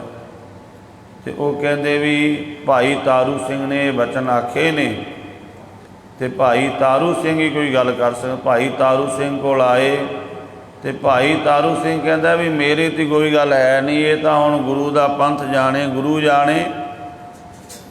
ਖਾਲਸੇ ਦੇ ਕੋਲ ਜੰਗਲਾਂ ਵਿੱਚ ਭਾਈ ਸ਼ਬੇਗ ਸਿੰਘ ਆਇਆ, ਖਾਲਸਾ ਇਕੱਠਾ ਹੋਇਆ ਤੇ ਆਖਿਆ ਜੀ ਭਾਈ ਤਾਰੂ ਸਿੰਘ ਨੂੰ ਇੱਦਾਂ ਸ਼ਹੀਦ ਜਿਹੜੇ ਉਹਨਾਂ ਦੀ ਖੋਪੜੀ ਉਤਾਰ ਦਿੱਤੀ ਗਈ ਹੈ ਤੇ ਉਹਨਾਂ ਦੇ ਸੀਸ 'ਚੋਂ ਖੂਨ ਸਿਮ ਰਿਹਾ ਹੈ। ਜ਼ਕਰੀਏ ਖਾਨ ਨੂੰ ਬੰਨ ਪੈ ਗਿਆ ਪਿਸ਼ਾਬ ਦਾ, ਉਹ ਮਰ ਰਿਹਾ। ਉਹਨੇ ਹੁਣ ਮਾਫ਼ੀ ਮੰਗੀ ਵੀ ਮੇਰੇ ਤੋਂ ਗਲਤੀ ਹੋ ਗਈ, ਮੈਂ ਇਸ ਸਿੰਘ ਦੀ ਬੇਅਦਬੀ ਕੀਤੀ ਹੈ ਤੇ ਮੈਨੂੰ ਮਾਫ਼ ਕਰ ਦੇਵੋ। ਖਾਲਸਾ ਪੰਥ ਭਾਈ ਸ਼ਬੇਗ ਤਾਰੂ ਸਿੰਘ ਨੇ ਤੁਹਾਡੇ ਕੋਲ ਭੇਜਿਆ ਹੈ। ਖਾਲਸਾ ਪੰਥ ਫਿਰ ਇਕੱਠਾ ਹੋਇਆ, ਕਹਿਣ ਲੱਗਾ ਭਾਈ ਸ਼ਬੇਗ ਜੋ ਤਾਰੂ ਸਿੰਘ ਜੀ ਨੇ ਬਚਨ ਆਖੇ ਨੇ ਭਾਈ ਸ਼ਬੇਗ ਸਿੰਘ, ਉਹ ਬਚਨ ਪੂਰੇ ਹੋਣਗੇ। ਗੁਰੂ ਦੇ ਸਿੱਖ ਦੀ ਰਸਨਾ ਤੋਂ ਨਿਕਲੇ ਹੋਏ ਬਚਨ ਉਹ ਪੂਰੇ ਹੋਣਗੇ। ਜਾਓ ਭਾਈ ਤਾਰੂ ਸਿੰਘ ਦੇ ਕੋਲ ਜਾਓ ਤੇ ਉਹਨਾਂ ਦੀ ਜੁੱਤੀ ਲੈ ਕੇ ਜਾਓ, ਫਿਰ ਇਹ ਜ਼ਕਰੀਏ ਖਾਂ ਦੇ ਸਿਰ ਵਿੱਚ ਮਾਰੋ ਤੇ ਉਹਨੂੰ ਆਰਾਮ ਮਿਲੇਗਾ। ਫਿਰ ਭਾਈ ਤਾਰੂ ਸਿੰਘ ਦੀ ਜੁੱਤੀ ਲੈ ਕੇ ਜਿਵੇਂ ਜਿਵੇਂ ਉਹਦੇ ਸਿਰ ਵਿੱਚ ਮਾਰਦੇ ਨੇ ਉਹਨੂੰ ਪਿਸ਼ਾਬ ਤੋਂ ਆਰਾਮ ਆਉਂਦਾ ਹੈ, ਸੁੱਖ ਮਿਲਦਾ ਹੈ। 22ਵੇਂ ਦਿਨ ਅੱਜ ਦੇ ਦਿਨ ਭਾਈ ਤਾਰੂ ਸਿੰਘ ਜੀ ਸ਼ਹੀਦ ਹੋਏ। 22 ਦਿਨ ਉਹਦੇ ਸਿਰ ਵਿੱਚ ਜੁੱਤੀਆਂ ਪੈਂਦੀਆਂ ਰਹੀਆਂ। ਉਹਨਾਂ ਜੁੱਤੀਆਂ ਦੀ ਮਾਰ ਦੇ ਨਾਲ ਹੀ ਉਹ ਜ਼ਕਰੀਆ ਖਾਂ ਮਰਿਆ, ਕਿਉਂਕਿ ਜਿੰਨਾ ਜ਼ੋਰ ਨਾਲ ਜ਼ਿਆਦਾ ਮਾਰਦੇ ਨੇ ਜੁੱਤੀ ਓਨਾ ਹੀ ਉਹਨੂੰ ਆਰਾਮ ਮਿਲਦਾ ਹੈ। ਤੇ ਕਹਿੰਦਾ ਹੋਰ ਜ਼ੋਰ ਨਾਲ ਮਾਰੋ। ਜੁੱਤੀਆਂ ਮਾਰ ਮਾਰ ਕੇ ਉਹਦੇ ਸਿਰ ਦਾ ਇੱਦਾਂ ਨਾਸ ਹੋਇਆ, ਉਹਦਾ ਜੀਵਨ ਖਤਮ ਹੋਇਆ ਉਸ ਦੁਸ਼ਟ ਦਾ। ਫਿਰ ਭਾਈ ਤਾਰੂ ਸਿੰਘ ਨੇ ਸ਼ਹੀਦੀ ਪ੍ਰਾਪਤ ਕੀਤੀ। ਜੋ ਬਚਨ ਰਸਨਾ ਤੋਂ ਆਖੇ ਉਹ ਪੂਰੇ ਹੋਏ। ਮਹਾਰਾਜ ਕਹਿੰਦੇ ਮਨ ਤਨ ਰੱਤਾ ਸੱਚ ਰੰਗ ਇੱਕੋ ਨਾਮ ਆਧਾਰ। ਉਹਨਾਂ ਗੁਰਮੁਖਾਂ ਦਾ ਜੀਵਨ ਇੱਕ ਸੀ, ਬਚਨ ਪੂਰੇ ਹੁੰਦੇ ਸੀ। ਸਾਡੇ ਬਚਨ ਕਿਉਂ ਨਹੀਂ ਪੂਰੇ ਹੁੰਦੇ ਆਪਣੇ? ਕਿਉਂਕਿ ਆਪਣਾ ਜੀਵਨ ਇੱਕ ਨਹੀਂ ਹੈ। ਆਪਣਾ ਤਨ ਕੁਝ ਹੋਰ ਕਰਦਾ, ਮਨ ਕੁਝ ਹੋਰ ਕਰਦਾ ਹੈ। ਇੱਕੋ ਰੰਗ ਬਸ ਨਾਮ ਦਾ, ਬਾਣੀ ਦਾ ਰੰਗ ਚੜ੍ਹ ਜਾਵੇ। ਵਿਖਿਆ ਰੰਗ ਕੁੜਾਵਿਆ ਦਿਸਣ ਸਭੇ ਸ਼ਾਰ। ਵਿਖਿਆ ਰੰਗ ਕੁੜਾਵਿਆ, ਇਹ ਮਾਇਆ ਵਿਖਿਆ ਹੈ। ਇਹ ਜਿੰਨੇ ਵੀ ਰੰਗ ਨੇ ਇਹਦੇ ਝੂਠੇ ਨੇ, ਸਾਰੇ ਲੱਗਦੇ ਸੱਚੇ ਨੇ। ਇਹ ਸਾਰੇ ਰੰਗ ਇਹਦੇ ਝੂਠੇ ਨੇ ਪਰ ਲੱਗਦੇ ਸਾਨੂੰ ਸੱਚੇ ਨੇ। ਪਰਿਵਾਰ, ਸੰਸਾਰ ਦੇ ਰੁਤਬੇ ਤੇ ਮਨੁੱਖ ਇਹਨਾਂ ਨੂੰ ਵੇਖ ਕੇ ਭੁੱਲ ਜਾਂਦਾ ਵੀ ਚਲੋ ਅੱਜ ਆਪਾਂ ਇੱਦਾਂ ਚੱਲਦੇ ਹਾਂ, ਅੱਗਾ ਕਿਹਨੇ ਵੇਖਿਆ ਹੈ। ਜਿਹੜੇ ਗੁਰਮੁਖ ਨੇ ਉਹਨਾਂ ਨੂੰ ਸਮਝ ਆ ਗਈ ਉਹ ਵਿਖਿਆ ਦੇ, ਮਾਇਆ ਦੇ ਨੇ, ਝੂਠੇ ਰੰਗਾਂ ਨਾਲ ਪਿਆਰ ਨਹੀਂ ਕਰਦੇ। ਇਹ ਸਾਡਾ ਸਰੀਰ ਵੀ ਵਿਖਿਆ ਦਾ ਇੱਕ ਰੰਗ ਹੈ, ਆਪਾਂ ਇਹਨੂੰ ਬੜਾ ਪਿਆਰ ਕਰਦੇ ਹਾਂ। ਵਿਖਿਆ ਰੰਗ ਕੁੜਾਵਿਆ ਦਿਸਣ ਸਭੇ ਸ਼ਾਰ। ਐਸੀ ਉਹਨਾਂ ਦੀ ਦ੍ਰਿਸ਼ਟੀ ਹੋ ਜਾਂਦੀ ਹੈ, ਨਾਮ ਜਪ ਕੇ ਉਹਨਾਂ ਨੂੰ ਪਤਾ ਲੱਗ ਜਾਂਦਾ ਇਹ ਤੇ ਸਵਾਹ ਹੈ, ਇਹ ਤੇ ਸ਼ਾਰ ਹੈ, ਇਹਦਾ ਅਸਲੀ ਰੂਪ ਦਿਸ ਜਾਂਦਾ ਹੈ। ਦੁਨੀਆ ਦੇ ਸਾਰੇ ਹੀ ਰੰਗ ਸਵਾਹ ਦੀ ਤਰ੍ਹਾਂ, ਸ਼ਾਰ ਦੀ ਤਰ੍ਹਾਂ ਹਨ। ਪਰ ਸਮਝ ਕਦੋਂ ਆਉਂਦੀ ਹੈ? ਜਦੋਂ ਮਨੁੱਖ ਆਤਮਿਕ ਤੌਰ 'ਤੇ ਵੱਡਾ ਹੋ ਜਾਂਦਾ ਹੈ। ਤੁਸੀਂ ਵੇਖੋ ਬੱਚੇ ਨੇ ਨਾ ਛੋਟੇ ਛੋਟੇ, ਉਹ ਸਵਾਹ ਨਾਲ ਵੀ ਖੇਡੀ ਜਾਂਦੇ ਨੇ, ਸਵਾਹ ਮੂੰਹ 'ਚ ਵੀ ਪਾ ਲੈਂਦੇ ਨੇ। ਛੋਟਾ ਜਿਹਾ ਬੱਚਾ ਉਹਨੂੰ ਨਹੀਂ ਪਤਾ, ਸਗੋਂ ਉਹ ਸਵਾਹ ਮੂੰਹ 'ਤੇ ਵੀ ਲਾ ਲੈਂਦਾ, ਪਾ ਮੱਥੇ 'ਤੇ ਵੀ, ਸਿਰ ਵਿੱਚ ਵੀ ਪਾ ਲੈਂਦਾ, ਖਾਈ ਵੀ ਜਾਂਦਾ ਹੈ। ਪਰ ਜਦੋਂ ਵੱਡਾ ਹੋ ਗਿਆ ਉਹਨੂੰ ਪਤਾ ਲੱਗ ਗਿਆ ਇਹ ਤਾਂ ਸਵਾਹ ਹੈ। ਤੇ ਸਵਾਹ ਕਿਤੇ ਹੱਥਾਂ ਨੂੰ ਲੱਗ ਜੇ ਤੇ ਹੱਥ ਧੋਂਦਾ ਹੈ, ਪੈਰਾਂ ਨੂੰ ਲੱਗ ਜੇ ਪੈਰ ਵੀ ਧੋਂਦਾ ਹੈ। ਪਰ ਸੰਸਾਰਕ ਤੌਰ 'ਤੇ ਸਮਝ ਆ ਗਈ, ਰੂਹਾਨੀ ਤੌਰ 'ਤੇ, ਧਾਰਮਿਕ ਤੌਰ 'ਤੇ ਸਾਨੂੰ ਸਮਝ ਨਹੀਂ ਆਈ। ਅਸੀਂ ਸਵਾਹ ਹੀ ਖਾਈ ਜਾਂਦੇ ਹਾਂ ਅਜੇ ਵੀ, ਅਤੇ ਸਵਾਹ ਸਿਰ ਵਿੱਚ ਵੀ ਪਾਈ ਜਾਂਦੇ ਹਾਂ, ਮੱਥੇ 'ਤੇ ਵੀ ਲਾਈ ਜਾਂਦੇ ਹਾਂ। ਉਹੀ ਵਿਖਿਆ ਦੇ ਰੰਗ ਸੋਹਣੇ ਕਰਕੇ ਉਹਨਾਂ ਨੂੰ ਜਾਣਦੇ, ਉਹਨਾਂ ਨਾਲ ਖੇਡੀ ਜਾਂਦਾ ਮਨੁੱਖ। ਬੱਚਾ ਸੀ ਉਹਨੂੰ ਸਮਝ ਨਹੀਂ ਸੀ, ਵੱਡਾ ਹੋ ਗਿਆ ਸਮਝ ਆ ਗਈ, ਸਵਾਹ ਦਾ ਖਹਿੜਾ ਛੱਡ ਦਿੱਤਾ। ਤਾਂ ਹੀ ਤੇ ਮਹਾਰਾਜ ਬਾਣੀ ਵਿੱਚ ਕਹਿੰਦੇ ਨੇ ਮਨਮੁਖ ਬਾਲਕ ਬਿਰਧ ਸਮਾਨ ਹੈ। ਮਨਮੁਖ ਬਿਰਧ ਹੋਇਆ ਵੀ ਬੱਚੇ ਦੀ ਤਰ੍ਹਾਂ ਹੀ ਹੈ। ਕਿਉਂ ਜੀ? ਕਿਉਂਕਿ ਉਹਦੇ ਅੰਦਰ ਝੂਠ, ਲੋਭ ਇਤਿਆਦਿ ਕੇ ਵਿਕਾਰ ਉਸੇ ਤਰ੍ਹਾਂ ਹੀ ਨੇ। ਬਿਰਧ ਹੋ ਗਿਆ ਪਰ ਕਰਤੂਤਾਂ ਬੱਚਿਆਂ ਵਾਲੀਆਂ ਹੀ ਕਰ ਰਿਹਾ, ਬਚਕਾਨੀਆਂ ਜਿਹੀਆਂ ਹੀ ਕਰ ਰਿਹਾ ਹੈ। ਅਜੇ ਵੀ ਨਾਮ ਵਾਲੇ ਪਾਸੇ ਨਹੀਂ ਆਉਂਦਾ, ਅਜੇ ਵੀ ਭਾਵਨਾ ਨਾਲ ਗੁਰੂ ਦੀ ਬਾਣੀ ਨਹੀਂ ਪੜ੍ਹਦਾ, ਬਲਕਿ ਉਦਾਸ ਹੋ ਜਾਂਦਾ ਹੈ। ਤੁਸੀਂ ਵੇਖਿਆ ਹੋਣਾ ਕਿਤੇ ਡੀਜੇ ਚੱਲਦੇ ਹੋ ਨਾ, ਡੀਜੇ, ਉੱਥੇ 90 ਸਾਲ ਦਾ ਬੁੱਢਾ ਉਹ ਵੀ ਖੁੰਡੀ ਫੜ ਕੇ ਨੱਚਣ ਲੱਗ ਜਾਂਦਾ ਹੈ ਅਤੇ ਗੁਰੂ ਦੇ ਸ਼ਬਦ ਵਿੱਚ ਇਹਦੀ ਸੁਰਤ ਨਹੀਂ ਜੁੜਦੀ, ਕਿਉਂਕਿ ਵਿਖਿਆ ਦਾ ਰੰਗ ਬੜਾ ਸੋਹਣਾ ਲੱਗਦਾ ਹੈ।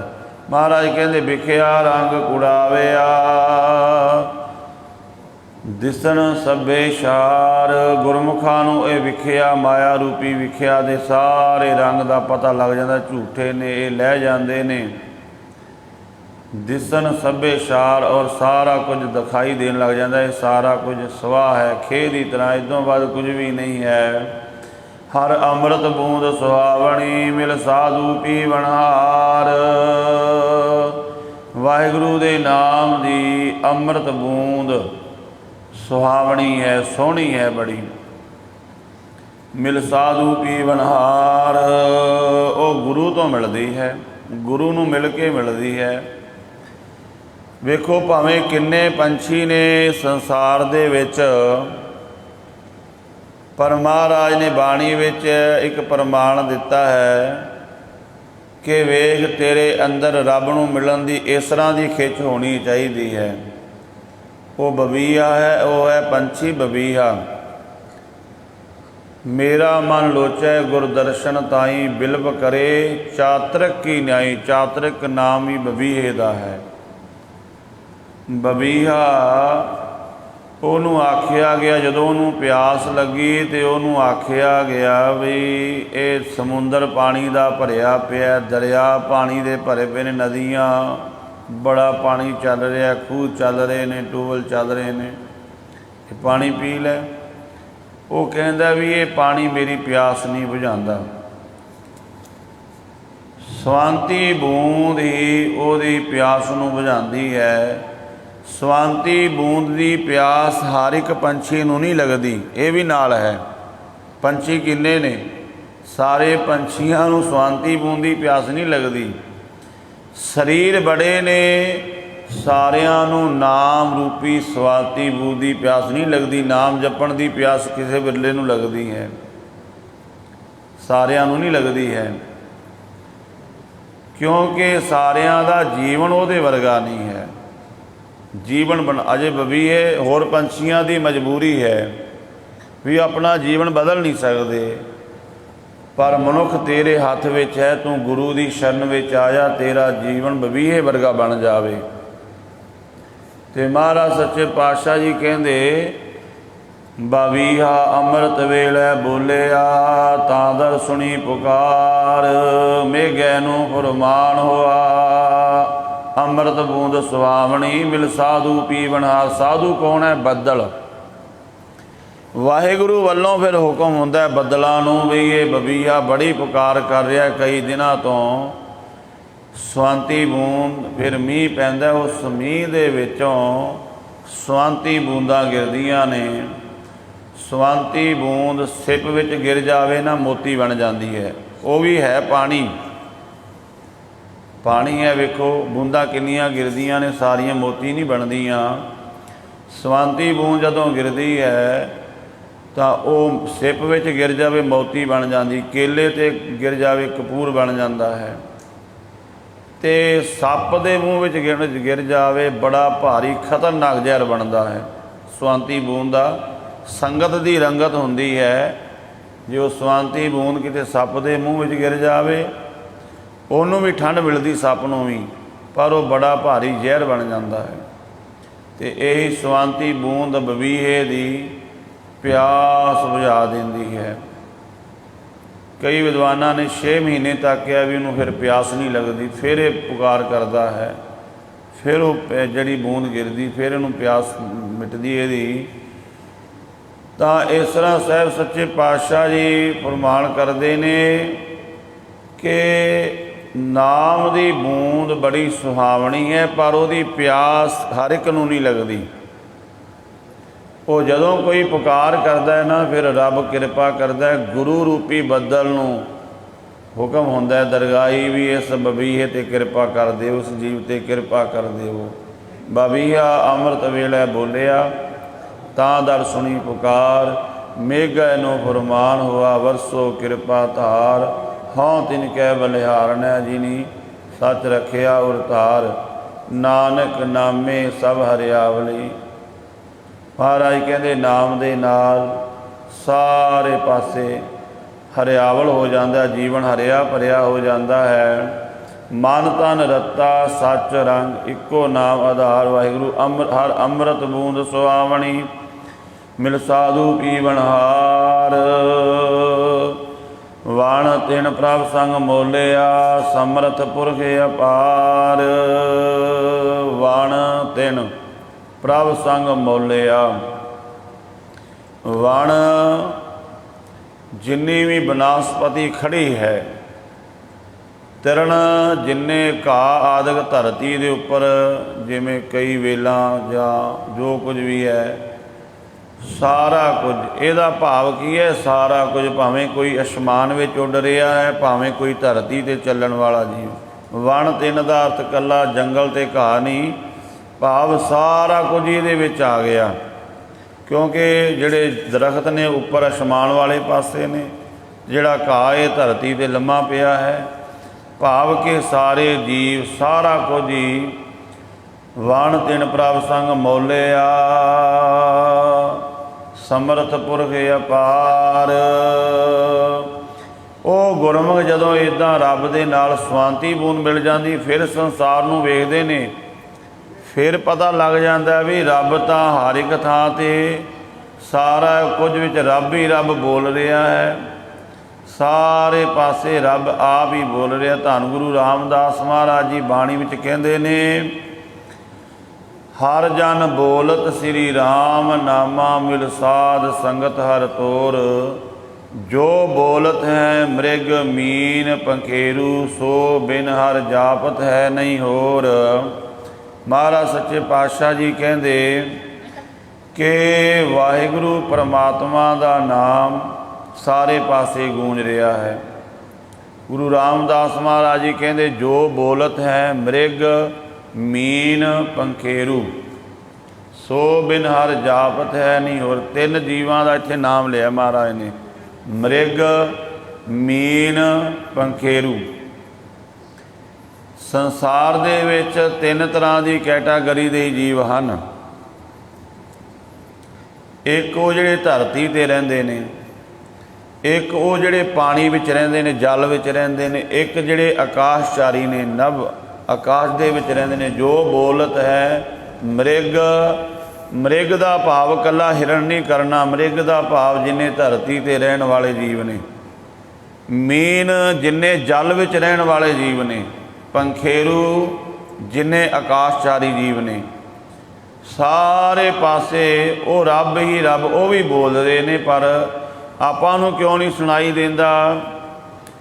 ਜੇ ਮਨੁੱਖ ਦੇ ਅੰਦਰ ਕਾਮ ਚੱਲ ਰਿਹਾ ਤੇ ਉਹਨੂੰ ਸਾਰੇ ਪਾਸੇ ਉੱਦਾਂ ਦੀਆਂ ਝਲਕਾਂ ਨਜ਼ਰ ਆਉਂਦੀਆਂ ਨੇ। ਕ੍ਰੋਧ ਚੱਲਦਾ ਹੈ, ਲੋਭ ਚੱਲਦਾ ਹੈ, ਹੰਕਾਰ ਚੱਲਦਾ ਹੈ। ਭਾਵ ਜਿਸ ਤਰ੍ਹਾਂ ਦੀ ਮਨੁੱਖ ਦੀ ਬਿਰਤੀ ਆਪਣੀ ਹੁੰਦੀ, ਉਹ ਸੰਸਾਰ ਉਹਨੂੰ ਉਸੇ ਤਰ੍ਹਾਂ ਦਾ ਦੇਖਣ ਲੱਗ ਜਾਂਦਾ ਹੈ।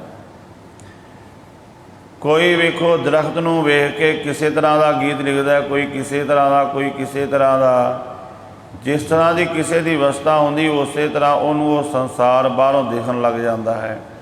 ਇਸ ਤਰ੍ਹਾਂ ਜਦੋਂ ਰੱਬ ਨਾਲ ਜੁੜੇ ਤੇ ਪਤਾ ਲੱਗ ਗਿਆ ਸਾਰੇ ਪਾਸੇ ਸਭੈ ਘਟ ਰਾਮ ਬੋਲੇ, ਰਾਮਾ ਬੋਲੇ, ਰਾਮ ਬਿਨਾ ਕੋ ਬੋਲੇ ਰੇ। ਔਰ ਇਹ ਬਿਲਕੁਲ ਸੱਚ ਵੀ ਹੈ। ਸੰਤ ਬਾਬਾ ਸੁੰਦਰ ਸਿੰਘ ਜੀ ਹੋਏ ਨੇ ਦਮਦਮੀ ਟਕਸਾਲ ਦੇ ਮੁਖੀ।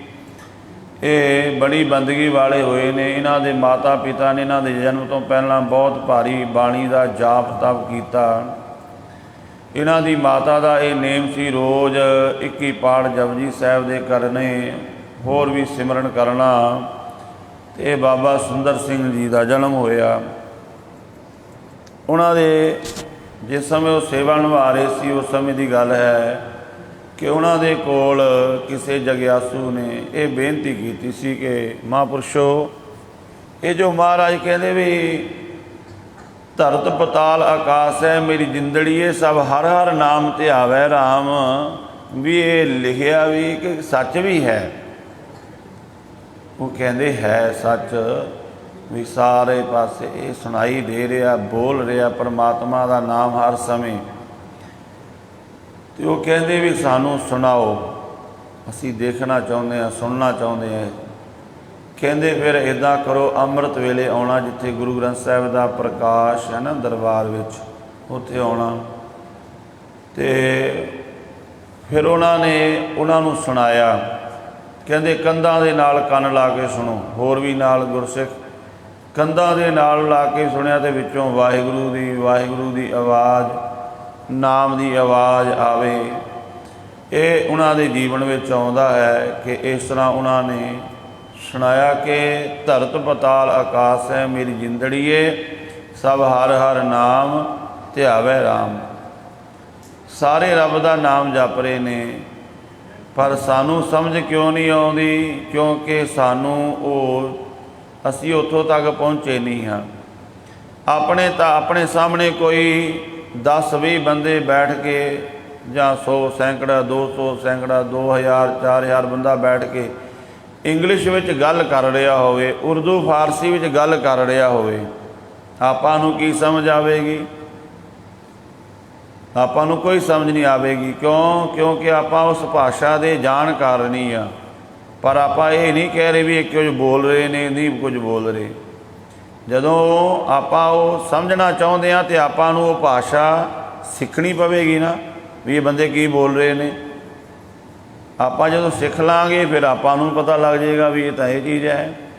ਇਸੇ ਤਰ੍ਹਾਂ ਨਾਮ ਵਾਹਿਗੁਰੂ ਦਾ ਤਾਂ ਕਣ ਕਣ ਦੇ ਵਿੱਚ ਬੋਲ ਰਿਹਾ ਹੈ, ਪਰ ਅਸੀਂ ਉੱਥੇ ਤੱਕ ਪਹੁੰਚੇ ਨਹੀਂ ਹਾਂ। ਸਾਨੂੰ ਉਹ ਮਿਹਨਤ ਕਰਨੀ ਪਵੇਗੀ। ਕੋਈ ਵੀ ਭਾਸ਼ਾ ਸਿੱਖਣੀ ਹੈ।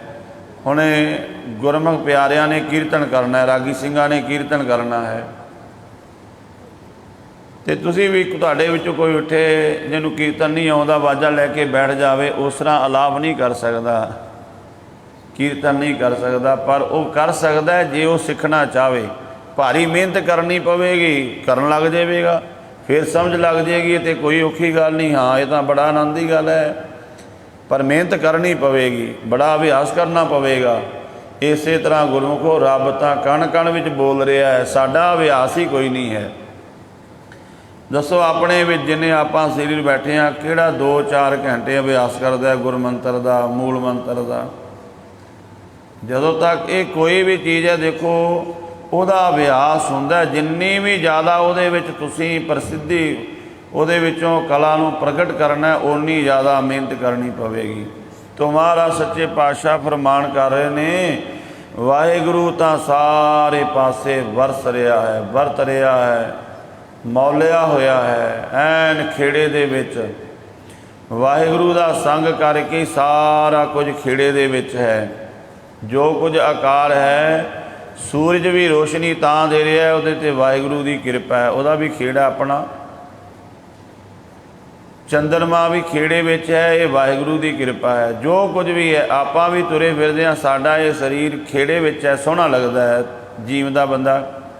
ਜਦੋਂ ਵਿੱਚੋਂ ਜੋ ਚਲੀ ਗਈ, ਸਰੀਰ ਤਾਂ ਉਹੀ ਹੈ, ਸਾਰਿਆਂ ਨੂੰ ਭੈੜਾ ਲੱਗਣ ਲੱਗ ਜਾਂਦਾ। ਮਾਫ਼ ਕਰਨਾ, ਇਹ ਸਰੀਰ ਵੀ ਕਿਸੇ ਨੂੰ ਵੀ ਨਹੀਂ ਚੰਗਾ ਲੱਗਦਾ, ਕਿਉਂਕਿ ਇਹਦੇ ਵਿੱਚੋਂ ਜੋਤ ਚਲੀ ਗਈ, ਜਿਹਦੇ ਕਰਕੇ ਖੇੜਾ ਸੀ। ਇਹ ਮੋਲਿਆ ਹੋਇਆ ਹੈ ਸਰੀਰ, ਖੇੜੇ ਵਿੱਚ ਹੈ, ਕਿਉਂ? ਜੋਤ ਚੱਲ ਰਹੀ। ਵਾਣ ਤਿਨ ਪ੍ਰਭ ਸੰਗ ਮੋਲਿਆ, ਸਮਰੱਥ ਪੁਰਖ ਅਪਾਰ। ਉਹ ਵਾਹਿਗੁਰੂ ਸਮਰੱਥ ਹੈ, ਪੁਰਖ ਸਾਰਿਆਂ ਵਿੱਚ ਪੂਰਿਆ ਹੋਇਆ ਹੈ, ਅਪਾਰ। ਉਹਦੀ ਮਹਿਮਾ ਪਰੇ ਤੋਂ ਪਰੇ ਹੈ। ਹਰ ਮਿਲੈ ਨੂੰ ਮਨ ਲੋਚਦਾ, ਕਰਮ ਮਿਲਾਵਣਹਾਰ। ਹੁਣ ਸਾਡਾ ਵੀ ਮਨ ਵਾਹਿਗੁਰੂ ਨੂੰ ਲੋਚਦਾ ਹੈ ਮਿਲਣ ਵਾਸਤੇ। ਇੱਥੇ ਇੱਕ ਸ਼ਬਦ ਆਇਆ ਕਰਮ, ਇਹਦੇ 'ਤੇ ਥੋੜ੍ਹਾ ਧਿਆਨ ਦੇਣਾ ਹੈ। ਜਦੋਂ ਆਪਾਂ 12 ਮਾਹ ਦੀ ਬਾਣੀ ਆਰੰਭ ਵਿੱਚ ਪੜ੍ਹੀਏ ਅਤੇ ਮਹਾਰਾਜ ਆਖਦੇ ਨੇ, ਕਿਰਤ ਕਰਮ ਕੇ ਵਿਛੜੇ ਕਰ ਕਿਰਪਾ ਮਿਲੋ। ਕਰਮਾਂ ਕਰਕੇ ਤੇ ਵਿਛੜੇ ਹੋਏ ਆ, ਕਿਰਤ ਕਰਮ ਕੇ ਵਿਛੜੇ। ਇੱਥੇ ਫਿਰ ਕਹਿਤਾ ਵੀ ਕਰਮ ਮਿਲਾਵਣਹਾਰ। ਜੇ ਕਰਮ ਮਿਲਾਵਣਹਾਰ ਫਿਰ ਤਾਂ ਗੱਲ ਸੌਖੀ ਹੋ ਗਈ। ਇੱਥੇ ਕਰਮ ਦਾ ਅਰਥ ਕੰਮ ਨਹੀਂ ਹੈ, ਉੱਥੇ ਕਰਮ ਦਾ ਅਰਥ ਕੰਮ ਹੈ। ਇੱਥੇ ਕਰਮ ਦਾ ਅਰਥ ਹੈ ਬਖਸ਼ਿਸ਼। ਜਿਨ ਕੋ ਨਦਰ ਕਰਮ ਤਿਨ ਕਾਰ, ਨਾਨਕ ਨਦਰੀ ਨਜ਼ਰ ਨਿਹਾਲ। ਉੱਥੇ ਵੀ ਕਰਮ ਦਾ ਅਰਥ ਹੈ ਬਖਸ਼ਿਸ਼। ਇਹ ਵੇਖਣਾ ਪਵੇਗਾ।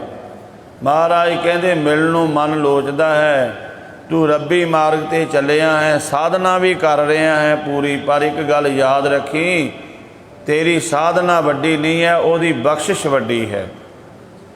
ਜੇ ਬੰਦਾ ਕਿ ਸਾਧਨਾ ਕਰਕੇ, ਹੁਣ ਜਿਵੇਂ ਮੈਂ ਬੇਨਤੀ ਕੀਤੀ ਵੀ 2-4 ਘੰਟੇ ਸਿਮਰਨ ਕਰੀਏ, ਅਤੇ ਕੋਈ ਬੰਦਾ ਲੱਗ ਜਾਵੇ, ਚਲੋ ਕੋਈ ਸਰੀਰ ਲੱਗ ਜਾਵੇ ਜਪ ਕਰਨ, ਅਤੇ ਆਖੇ ਗੱਲ ਤਾਂ ਕੋਈ ਬਣੀ ਨਹੀਂ।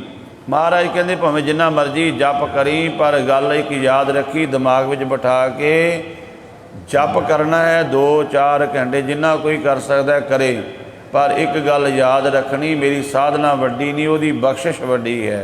हर मिलना नो मन लोचदा, करम मिलावन हार। तेरी बख्शिश ही सानू मिला सकती, तू अपनी बख्शिश कर, अपनी रहमत कर। जिनी सखिए प्रभ पाया, हाँ तिन कह सद भलिहार। जिन्हां गुरमुख सखियां ने रब नूं पा लिया, उन्हां तो सदके जाइए, उन्हां दा जीवन पढ़िए। वेखो आपां स्कूलों में पढ़ाते ने ना बच्चों को, किताबों में किसी साइंसदान ने खोज की, जां कई जिमें शहीद भगत सिंह दा जां शहीद उधम सिंह दा ये प्रसंग भी पढ़ाए जाते स्कूलों में।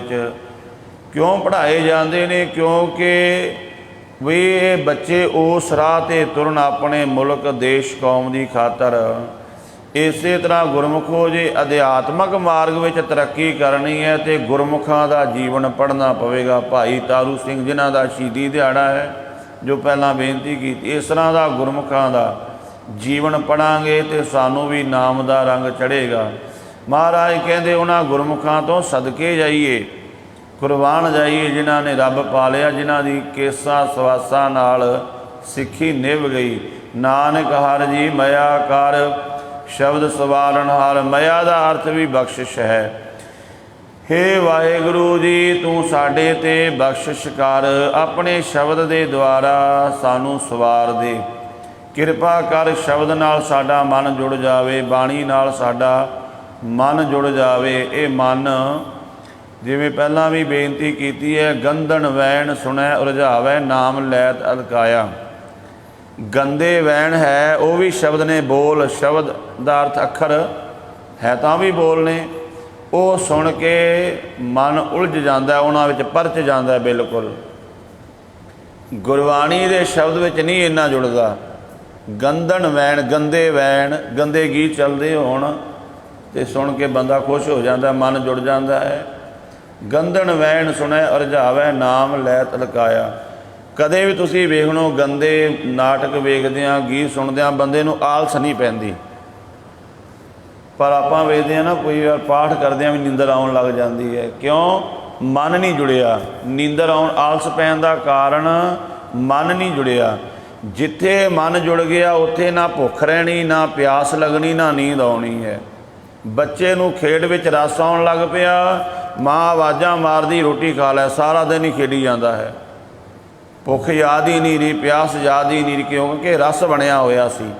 इस तरह जो नाम नाल मन जुड़ गया, ये संसार की भुख, ये प्यास, ये नींदरा का भी असर घट जाता है, दूर हो जाती है, असर घट जाता है।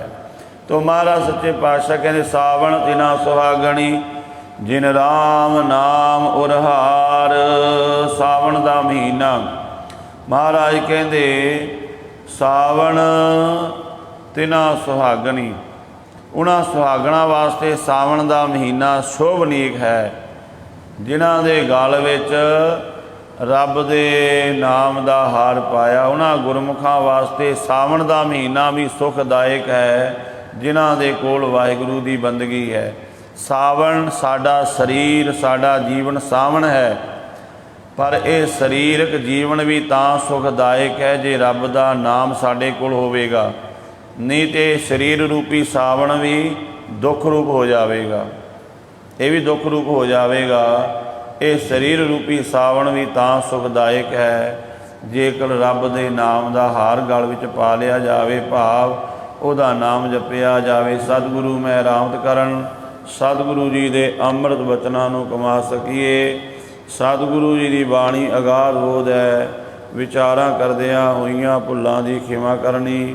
सत संगत धन धन भाई तारू सिंह शहीद, उन्हां दे चरणां विच कोटंग कोटंग वार प्रणाम नमस्कार, जिन्हां ने केसां सवासां नाल अपना जीवन शहादत प्राप्त की। सत संगत अज उन्हां दा पावन शहीदी दिहाड़ा है। वाहिगुरू जी का खालसा, वाहिगुरू।